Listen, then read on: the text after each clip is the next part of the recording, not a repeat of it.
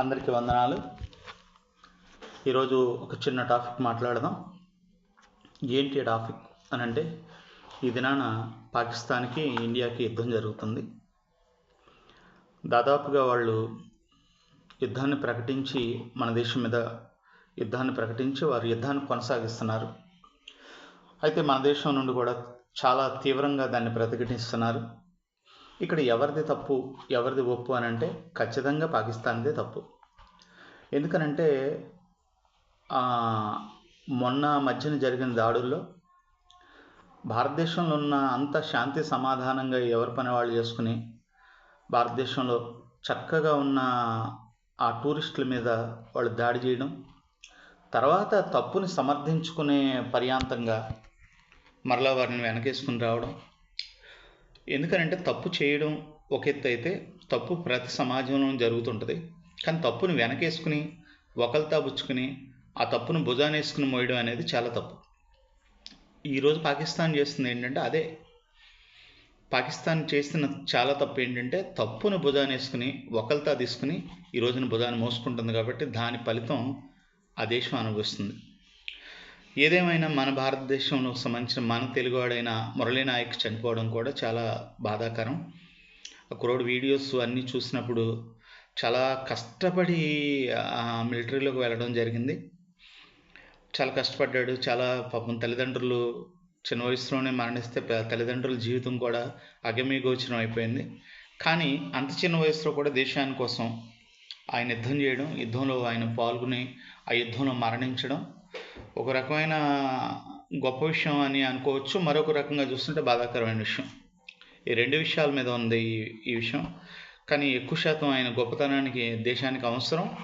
Same time ఆయన కుటుంబానికి అందరూ శాంతి సమాధానం కలగాలని, దేవుడు వాళ్ళ కుటుంబాన్ని కాస్త హృదయాన్ని నెమ్మదిపరచాలని. ఎందుకంటే ఏదో ఒక రోజు అందరూ వెళ్ళిపోయేవాళ్ళే. కానీ తన కొడుకు దేశం కోసం వెళ్ళిపోయాడు, దేశం కోసం మరణించాడు, దేశం కోసం తన ప్రాణం పెట్టాడు.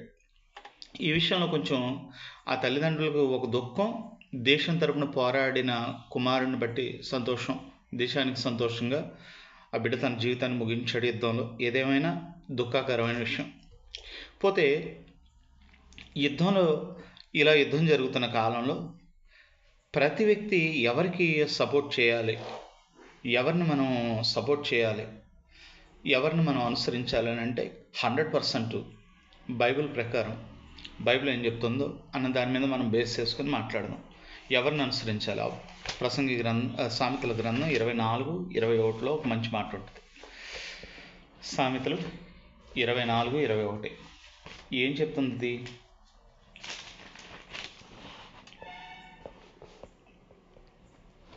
నా కుమారుడా, యెహోవాని గణపరచుము, రాజుని గణపరచుము. అలాగ చెయ్యని వారి జోలికి పోకుము. అట్టివారికి ఆపద హఠాత్తుగా తటస్థించును. వారి కాలం ఎప్పుడు ముగియునో ఎవరికి తెలియదు. నా కుమారుడా, యెహోవాని గణపరచుము, రాజుని గణపరచుము అన్నాడు. అంటే రాజుకు ఇవ్వాల్సిన గౌరవం, రాజుకి ఇవ్వాల్సిన ఘనత ఖచ్చితంగా ఇవ్వాలి. ఎందుకంటే ఒక దేశం తరపు నుండి యుద్ధం చేస్తున్నారంటే మనం ఖచ్చితంగా అతీతంగా మాట్లాడాలి, అతీతంగా ఉండాలి, మతాలకు అతీతంగా ఉండాలి, రెండోది కులాలకు అతీతంగా ఉండాలి, రాజకీయాలకు అతీతంగా ఉండాలి, ప్రతిదానికి అతీతంగానే మాట్లాడవలసింది. కాబట్టి ఈ దినాన మన దేశానికి పరిపాలకుడిగా ఉన్న నరేంద్ర మోడీ ఈ యుద్ధానికి సారథిగా వహించి ఆయన చేస్తున్నాడు. కాబట్టి ఖచ్చితంగా ఆయన కనపరచవలసిన అవసరం ప్రతి భారతీయుడికి ఉంది. ఇక్కడ ఎవరన్నా అదే యుద్ధాన్ని పాల్గొనే పరిస్థితిలో ఎవరున్నా అక్కడ ఉన్న పొజిషన్లో ఉన్న రాజుకి ఖచ్చితంగా గౌరవించాలి. బైబిల్ చెప్తుంది రాజుని గణపరచుము. సో రాజుని ఎందుకు గణపరచాలి? గణపరచిన వ్యక్తులతో కూడా నువ్వు వాళ్ళ జోలికి పోవద్దు అంటున్నాడు. అంటే రాజుని ఎవరైతే గణపరచరో, రాజుకి ఎవరైతే ప్రయారిటీ ఎవరో, ఆ రాజుకు ప్రయారిటీ ఇవ్వకుండా ఉన్న వ్యక్తుల జోలికి కూడా నువ్వు వెళ్ళొద్దు. వెళితే ఏం జరుగుద్దట? వెళితే అట్టి వారికి ఆపద హఠాత్తుగా తటస్థించును. వారి కాలం ఎప్పుడు ముగిసినో వారికి తెలియదు. ఒక దేశంలో ఉండి ఆ దేశంలో ఉన్న దేశ వ్యవస్థకి వ్యతిరేకంగా మాట్లాడడం వలన, ఆ దేశంలో ఉన్న ప్రభుత్వానికి వ్యతిరేకంగా మాట్లాడడం వలన, ఆ దేశం చేసే ఒక మంచి పనికి వ్యతిరేకంగా మాట్లాడడం వలన అనేక చిక్కులు ఆ మనుషులు తెచ్చుకుంటారు అని బైబిల్ చెప్తుంది. నిజమే కదా? ఎందుకనంటే వారు చేసే పనిని ఇతరాత్ర విషయాల మీద విభేదాలు ఉంటే, ఆంతరంగిక విభేదాలు లేదా సొంత విభేదాలు కొన్ని ఉంటాయి సహజంగా. ప్రతి కుటుంబంలోనూ గొడవలు ఉంటాయి, ప్రతి కుటుంబంలోనూ వివాదాలు ఉంటాయి, ప్రతి కుటుంబంలోనూ సమస్యలు ఉంటాయి. కుటుంబం సమస్యలు లేని కుటుంబం, వివాదాలు లేని కుటుంబం ఏది ఉండదు. కాబట్టి ఇది వసుదైక కుటుంబం, భారతదేశం మంది. కాబట్టి ఇక్కడ వసుదైక కుటుంబంలో చాలా సమస్యలు ఉంటాయి. ఈ సమస్యలు కాస్త పరిధి దాటి బయటకు వెళ్ళేటప్పటికి సమస్యలన్నింటిని మించి ఒకటే ఐక్యత కలిగి బ్రతకాలి. అందరూ ఐక్యతగా ఉండాలి. ఎందుకనంటే ఐక్యత ఎక్కడైతే ఉండదో ఐక్యత లేని కాడే దాడి జరుగుద్ది. ఈ రోజున భారతదేశంలో ఎక్కడైతే ఐక్యత కలిగి మనం ఒకే ఒక తాటి మీదకి రాకపోతామో ఆ తాటి మీదకి రాని కాలంలోనే శత్రువులోనికి వస్తాడు ఐక్యత దెబ్బతిన్నప్పుడు. బైబిల్ ప్రకారం కూడా కుటుంబానికి ఐక్యత ఎప్పుడైతే దెబ్బతింటుందో మూడో వ్యక్తి ఆ కుటుంబంలోకి వస్తాడు. బైబిల్ ప్రకారం కూడా ఏ కుటుంబం అయినా సరే ఎవరిష్టానుసారంగా వారు జీవించి ఎవరిష్టానుసారంగా వాళ్ళు బ్రతుకుతారు. అలాంటి కాలంలోనే నష్టాలు ఎక్కువ చూస్తుంది. కాబట్టి బైబిల్ ఏం చెప్తుంది? 100% రాజులని గౌరవించు, దేవుణ్ణి గౌరవించు. ఫస్ట్ దేవుడికి ప్రయారిటీ, తర్వాత రాజుకు ప్రయారిటీ. రాజుని గణపరచు, దేవుణ్ణి గణపరచు, రాజుని గణపరచు. అంటే దేవుడు తర్వాత గణపరచవలసిన వ్యక్తి ఎవరన్నా ఉన్నారంటే రాజే. నెక్స్ట్ ఆయన తీసుకోవాలి. 2, రాజుకు వ్యతిరేకంగా ఉన్న వ్యక్తులు జోలికి పోవద్దు అంటుంది బైబిల్. నిజమే కదా? ప్రభుత్వానికి ఒక మంచి యుద్ధాన్ని జరిగించేటప్పుడు, ఒక మంచి పోరాటాన్ని చేసే దేశాన్ని కాపాడేటప్పుడు, ఇప్పుడు ఈ దేశానికి వ్యతిరేకంగా మాట్లాడడం వలన మనకొచ్చే లాభానికన్నా 100 నష్టాలు ఉంటాయి. ఏంటి నష్టాలు? నిజంగా ఇప్పుడు ఏదో చేసే ఆ యుద్ధానికి వ్యతిరేకంగా మాట్లాడితే ఆ యుద్ధమే మన ఇళ్ళ దాకా వస్తే, ఆ యుద్ధమే మన కుటుంబాల దగ్గర దాకా వస్తే, ఆ యుద్ధం మన ఇంటి దాకా వచ్చిందనుకో రోజున మనం మాట్లాడడానికి ఇంకేముంటాయి మాటలు? కాబట్టి ఆ యుద్ధాన్ని ఆపుతున్న ఆ వ్యక్తులను మనం సపోర్ట్ చేయాలి. ఖచ్చితంగా మనం వాళ్ళకి లోబడి ఉండాలి, వాళ్ళని గణపరచాలి, ఖచ్చితంగా గణపరచాలి. బైబిల్ ఎక్కడ నో కాంప్రమైజ్. బైబిల్ అధికారులకు కానీ రాజులకు కానీ ఖచ్చితంగా లోబడే ఉండండి అని చెప్తుంది.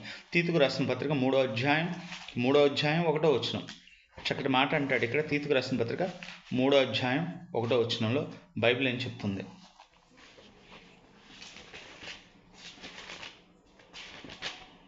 చూద్దాం.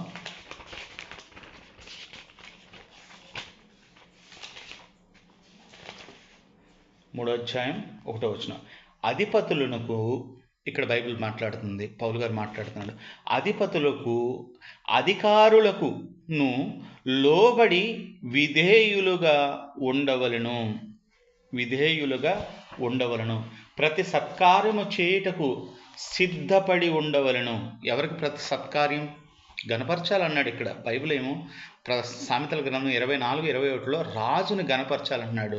ఇక్కడికి వచ్చేప్పటికి రాజును మాత్రమే కాదట, అధికారులకు లోబడి విధేయులుగా ఉండవలను. అండ్ వాడు ఏ వ్యక్తి అయినా సరే వాడు ఖచ్చితంగా ఎవరికి లోబడి ఉండాలంటే దేశ సార్వభౌమాధికారానికి ఖచ్చితంగా లోబడి ఉండాలి. ఎందుకనంటే అధికారికి లోబడి ఉండాలన్నాడు. ఇప్పుడు ఒక అధికారి తన ప్రాణాన్ని పెట్టి పోరాడుతున్నప్పుడు మనం అతని అధికారానికి వ్యతిరేకంగా ఏ ఒక్క వ్యక్తి మాట్లాడినా అది 100% తప్పు అవుద్ది. వాళ్ళు ఈ రోజున వాళ్ళ రక్తాన్ని, వాళ్ళ పిల్లల్ని, వాళ్ళకి కడిగిన కుటుంబాలను అన్నింటినీ వదిలేసి అక్కడ పోరాడుతున్నారు. ఈ రోజున గుండెల మీద చేసుకుని పడుకుంటున్నాం మనం. కాబట్టి ఇంత కష్టపడిన మనుషులు వ్యతిరేకంగా మాట్లాడటం అంటూ జరిగితే అక్కడ వాళ్ళు ఎంత హర్ట్ అవుతారు, ఎంత బాధపడతారు. ఎందుకంటే ఎవరి కోసం? ఒక జీతం డబ్బుల కోసం చేసే పనులు చాలా ఉన్నాయి. జీతం డబ్బుల కోసం చేసే పనులు వేరు, జీవితాలను పణంగా చేసే పనులు వేరు. ఇప్పుడు ఆర్మీ చేసేది ఏంటంటే జీవితాలను పణంగా పెట్టి చేసే పని, జీతం డబ్బుల కోసం చేసే పని కాదు అది. ఎందుకంటే ఆ జీతం ఎక్కడైనా సంపాదించుకోగలరు, ఎక్కడైనా పని చేసుకోగలరు, విదేశాలకు వెళ్ళిపోవచ్చు, ఆ చదువుకుని విదేశాల్లో ఎక్కడొక్కడ చేసుకుని బ్రతకొచ్చు. కానీ వాళ్ళ జీవితాలను పెట్టుబడి చేసుకుని పెట్టి ఈరోజు దేశాన్ని కాపాడుతున్నారు. కాబట్టి బైబిల్ దాన్ని 100% సపోర్ట్ చేస్తుంది. దేశంలో ఉన్న శాంతి సమాధానాలని కాపాడే ప్రతి రాజుని, ప్రతి అధికారికి మనం లోబడే ఉండాలి. అధిపతులకు అధికారులకు లోబడి విధేయులుగా ఉండవలను, ప్రతి సత్కార్యము చేయుటకు సిద్ధపడి ఉండవలను. అంటే ఎవరిని సత్కరించాలి అని బైబిల్ చెప్తుంది? ఎవరిని సత్కరించాలి అంటే ఖచ్చితంగా ఆ యుద్ధంలో పోరాడే యోధుల్ని, పోరాడే సోల్జర్లని, పోరాడే ఆ సైనికుల్ని ఖచ్చితంగా మనం సత్కరించే అంత గనులుగా ఎంచాలి. వారిని మనం చూడాలి. అంటే దేశం అంతా ఒక కట్టడిలో ఉండాలి. ఎవరు కట్టుకు రావాలంటే రాజు కట్టు కిందకే రావాలి. ఎందుకనంటే ఇలాంటి కాలంలో ఇప్పుడు మన దేశం వెళ్ళి వాళ్ళతో అనవసరంగా పోరాటం పెట్టుకుంటే కాస్త ఇది సమస్య. కానీ వాళ్ళ దేశమే వచ్చి మనతో పోరాటం పెట్టుకుంటే, వారే ఒక సమస్య అయిపోతే, వారు చేసే పనులు చాలా తీవ్రాతి తీవ్రమైన పనులు చేస్తుంటే దాన్ని మరి కాపాడే రాజుకు సపోర్ట్ చేయకపోతే ఏమవుద్ది? దేశం ఎన్నుముక్కలాగా నిలబడకపోతే ఏమవుద్ది? దేశంలో అందరి వ్యక్తులు ఒక తాటికి మీదకి రాకపోతే ఏమవుద్ది? నష్టం కలిగిపోద్ది కదా. ఖచ్చితంగా నష్టాన్ని చూస్తాం కదా. అందుకనే ప్రసంగి గ్రంథంలో ఒక మాట అంటాడు, చక్కటి మాట అంటాడు. చూద్దాం. ప్రసంగి గ్రంథం 8వ అధ్యాయం 2వ వచనం.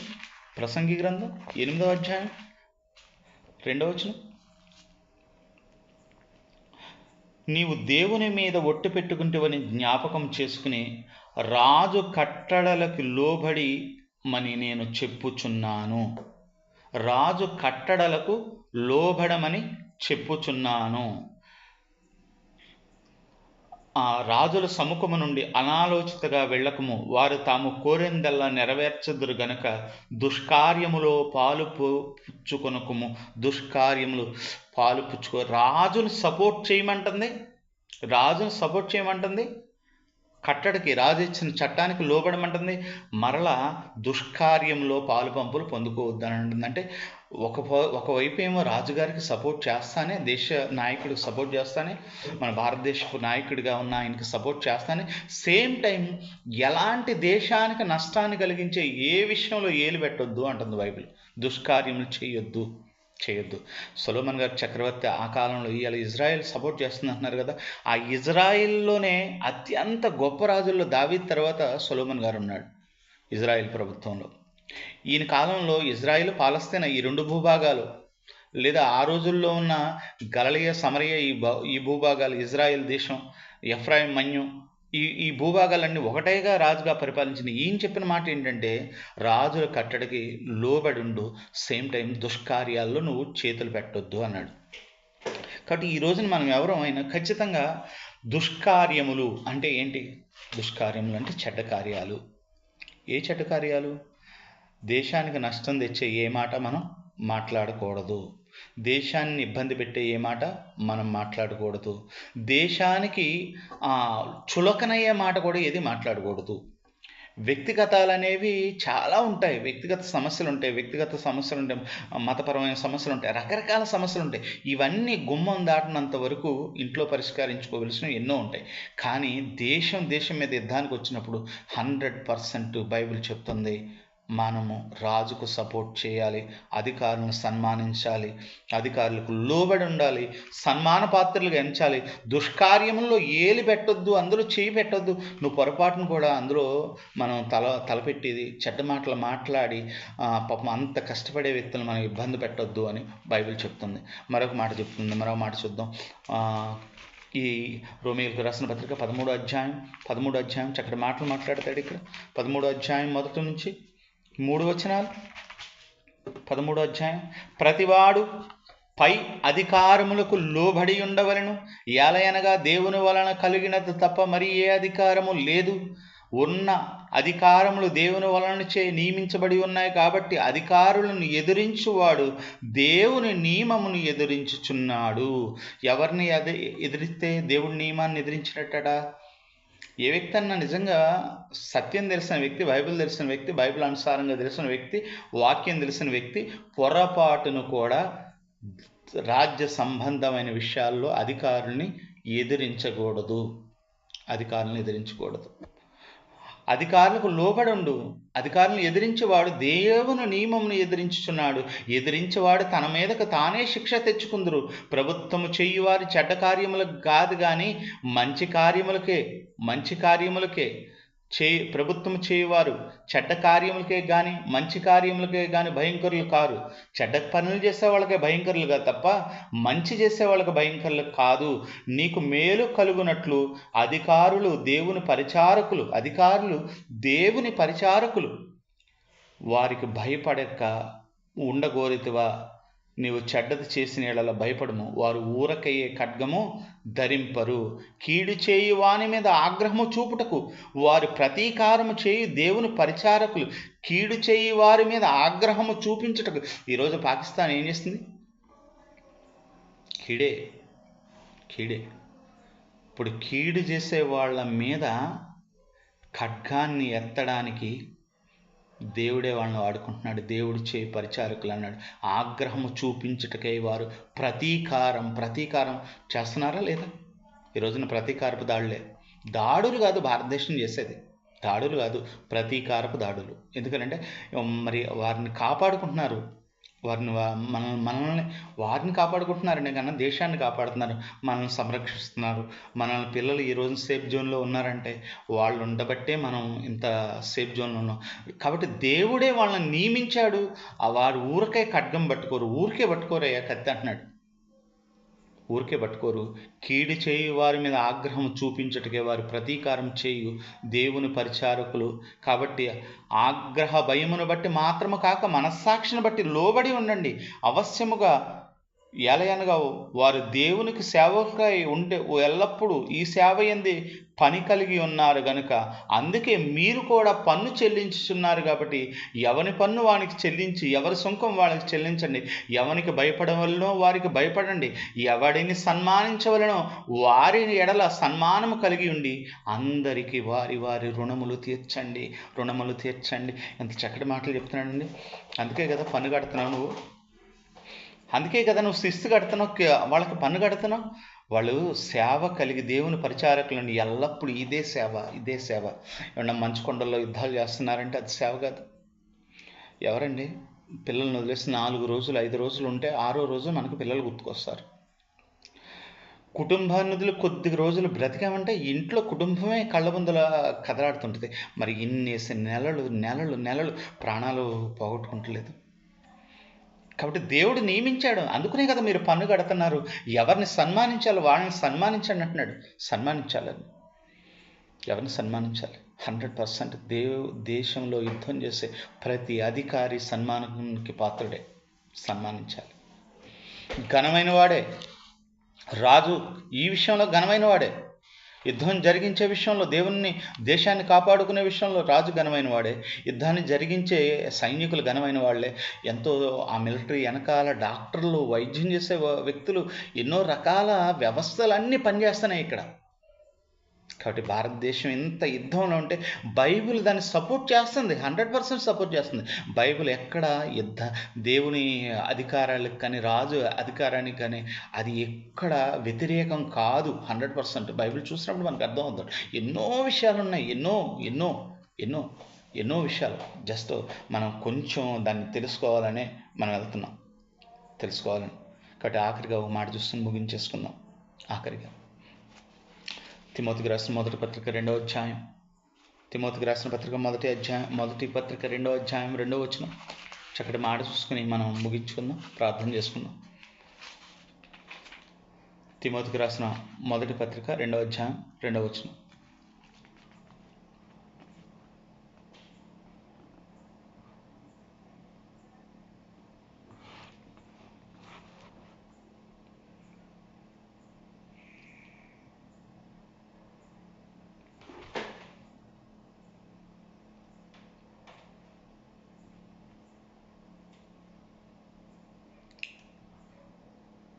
నేను నోట్ చేసుకోవడం పొరపాటు చేశాను, సారీ.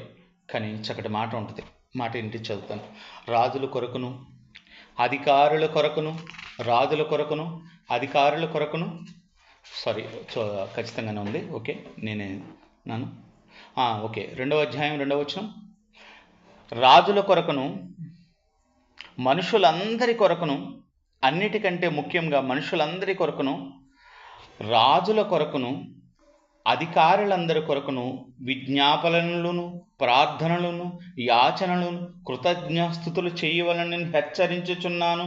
ఇది చేయుట మంచిది. ఇది మన రక్షకుడైన దేవుని దృష్టికి అనుకూలం. ఏం చేయమంటున్నాడు? రాజుల కొరకు, అధికారుల కొరకు ప్రార్థన చేయండి. ఈ రోజున సంఘం ప్రార్థన చేయాలి. భారతదేశంలో ఉన్న ప్రతి క్రైస్తవుడు ప్రార్థన చేయాలి. ప్రతి హిందువు వాళ్ళ దేవాలయాల్లో ప్రార్థన చేసుకోవాలి. ప్రతి ముస్లిం వాళ్ళకున్న నమాజ్ ప్రాంతాల్లో నమాజ్ చేసుకోవాలి. వారి దేవుళ్ళ విషయాలు అనేది పక్కన పెట్టవలసిన విషయం కాబట్టి మనం మాట్లాడవలసిన విషయం కాదు. కానీ ఇక్కడ బైబిల్ చెప్పే డెఫినేషన్ ఏంటంటే ఖచ్చితంగా ప్రార్థన చేయాలి. ఎవరికి చేయాలి? ఎవరి గురించి చేయాలి అని అంటే రాజుల కొరకు. యాచన చేయమంటున్నాడు, దేవుడిని అడగమంటున్నాడు. అయ్యా మా సైన్యం చనిపోకుండా కాపాడు అడగమంటున్నాడు. ప్రార్థన చేయమంటున్నాడు, స్తుతించమంటున్నాడు, వాళ్ళ కోసం కృతజ్ఞాస్తుతులు చెల్లించమంటున్నాడు. ఈ రోజున కొంతమంది ప్రాణాలతో లేసి మాత్రంలో తప్పించుకున్నారంటే వాళ్ళ గురించి మనం స్తుతించాలి దేవుణ్ణి. పాపం దేవుడు వాళ్ళని కాపాడాడని. కాబట్టి భారతదేశంలో చేసే ఈ యుద్ధానికి, చేసే పోరాటానికి 100% ఒక క్రైస్తవుడిగా మాత్రమే, ప్రతి క్రైస్తవుడు సపోర్ట్ చేయవలసిన అవసరం ఉంది. 100% ఉంది. ఇక్కడ మనం బైబిల్ అనొచ్చు ఒక మాట, మనం ఇతరులను చంపకూడదు కదా అని. ఇక్కడ చంపడం అనేది సబ్జెక్ట్ కాదు, మనల్ని మనం రక్షించుకోవడం అనేది సబ్జెక్టు. కాబట్టి ఇక్కడ భారతదేశం వెళ్ళి వారి దేశం మీద ఎవరినో చంపడానికి పోరాటాన్ని చేస్తలేదు.